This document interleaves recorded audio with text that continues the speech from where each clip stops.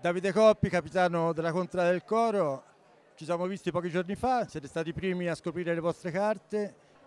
Stasera però ti è stato dato anche un simbolo, la bandiera. Ti ho visto molto emozionato anche se è il tuo secondo anno da capitano consecutivo.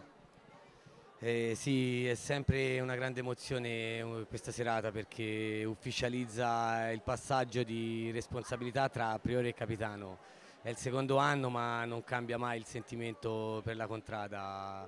È stata veramente una bella serata. Penso abbiamo fatto la presentazione ufficiale di Andrea, che è diventato ufficialmente il fantino della Contrada Coro, del quale, come ho già detto nell'altra intervista, sono felice.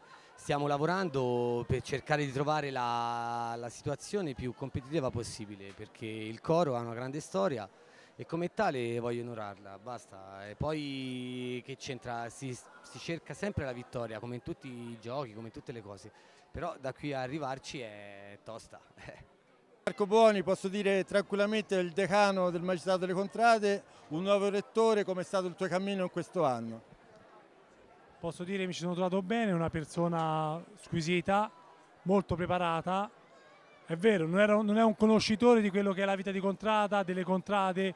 Comunque in questo anno di collaborazione ha fatto molto bene secondo me per il Macerata. Ha portato delle innovazioni, ci ha seguito abbastanza.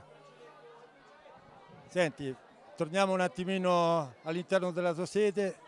Sei il difensore di una contrada che sicuramente non è il tuo ruolo di capitano, però c'è tanta voglia di vincere, tu sei sempre stato all'interno della dirigenza. Che aria respiri nella tua contrada?